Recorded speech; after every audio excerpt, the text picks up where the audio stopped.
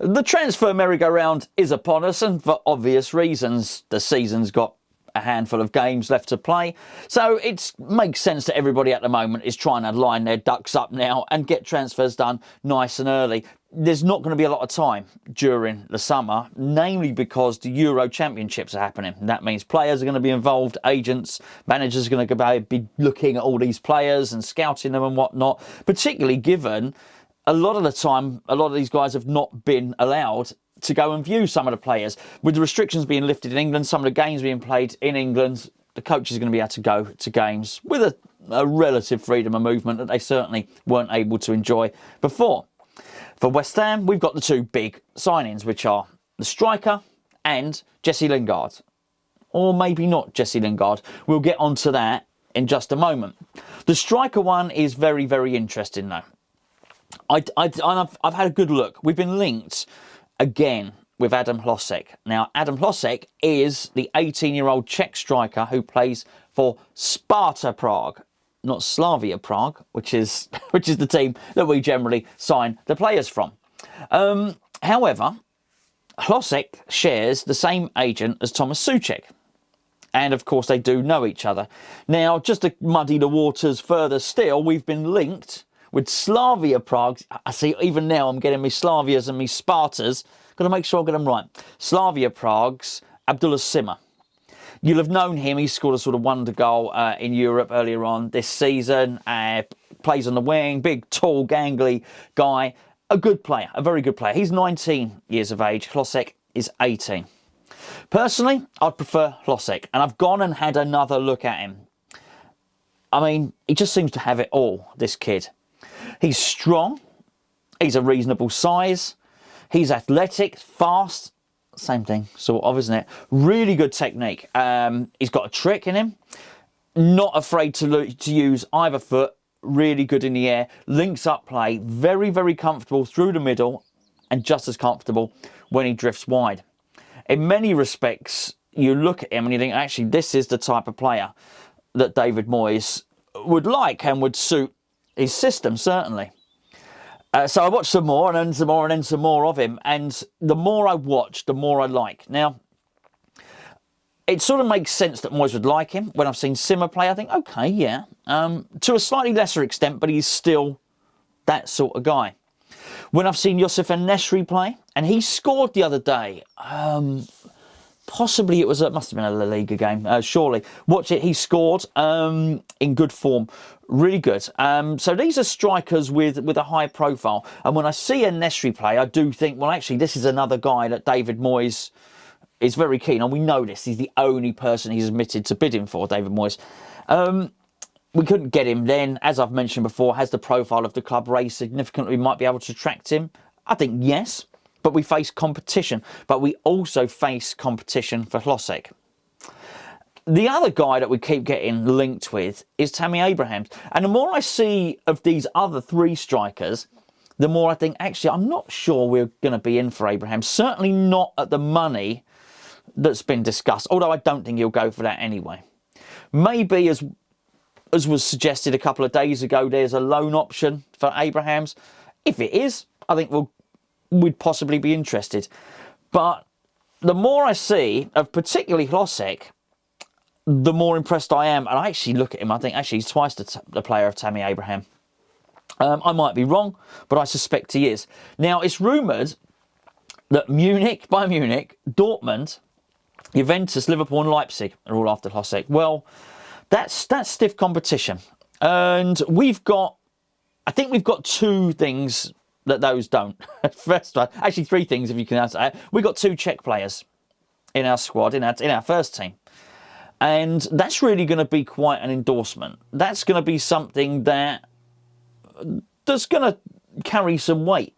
If those two speak to him and say, come to West Ham, then they're going to only have good stories to tell, aren't they? And I think that's a major, major boost for us. The other thing that I think is possibly going to go our way is the fact that we can say that West Ham, that we can offer him first team football.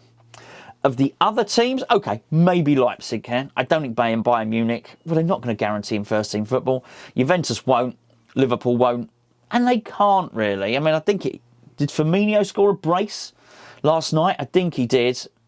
He's going to be not a bit part player, but he won't be offered the same level of playing time that he would do at West Ham. The one that worries me, Borussia Dortmund, for 2 reasons. Number one is it looks like Erling Haaland just wants out. And when you look at Jude Bellingham, and Jude Bellingham was, what was he, 16 when they signed him from Birmingham? He's playing. They signed him with the promise of first-team football, and they've given it to him. And he's flourished. He's absolutely thriving. So I think that's the one thing that probably goes against us, is out of those other clubs, they're the one team that could, I'm talking about Dortmund here, that could say, we'll give you first-team football, and it's believable. He would believe it. I believe it. So why not? But I think sometimes players become available and you get one chance to get them. And I think this is our chance, and this is why we've got to play our cards really well. And I don't want any sort of reluctance because of his age. Because, I mean, he doesn't look like an 18-year-old. I'm not suggesting he's a ringer, by the way. He doesn't look like an 18-year-old. You know, he's, in that sense, a boy in a man's body, or whatever you want to call it. He's ready to play now. He really is. And I just don't think we get him next year. I think this is the time now, and this is the time when we play our, well, get our jail free cards, but we play the couple of aces in our packs, which are Coufal and Souček, and the agent. I think that's key. I think next year you just don't stand a chance. So this is the deal I'd like to see us do. You also look at En-Nesyri, and En-Nesyri's played really, really well, and they're slightly different players, but it's probably, you'd suggest En-Nesyri has certainly the higher profile in Europe, but is the slightly better calibre player at the moment. We may have left it too late with him. I don't know. We're relying on different things there, like the financial implications in La Liga benefiting us. But there will be, just the same as with this guy, there'll be other clubs in for him as well. There'll be clubs that, excuse me, where'd that sunshine come from? I haven't seen that all day. There'll be other clubs in for En-Nesyri as well. So he may well have gone, and certainly we're not going to get him for 20 to 25 million, and that's apparently what Hložek will cost. I say we've got that. I'm working on the assumption that we've got that, or we can find that money. They wanted Sevilla 40 million for En-Nesyri. We're just not going to do it. We haven't got it. I do think that he's going to go for less than that, but realistically, are Sevilla going to drop from 40 million to 20 million? I don't think so. I've already talked about Abraham. Sima, I just don't know. It was a little while ago, the sporting director from Slavia Prague had suggested, or was it the president suggested 50 million, something like that. Again, they're not going to get that for him, but it's unrealistic. Are they going to sell him for 25? You'd imagine not. They're slightly different because they've had a good run in Europe, so it's not like they're going to be desperate for the money. They'll have yielded some good returns from their European adventures during this season.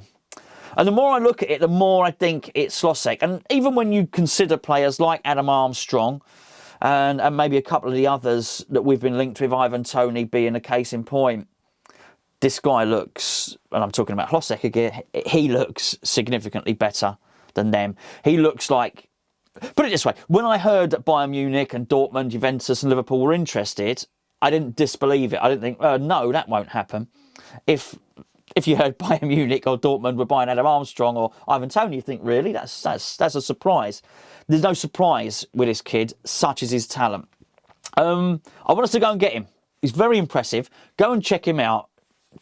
He's getting better. Well, of course, he's getting better and better. He's 18. He's not going to get worse. Actually, we'll discuss Jesse Lingard tomorrow because we're already the best part of 9 minutes into this video. I'll catch up with you then early in the morning. Don't forget, tomorrow we've got breakfast Patreon because it's match day. We've got build up, which is going to be 7-ish, something like that. I think, is it 8:15 kickoff? Something like that anyway.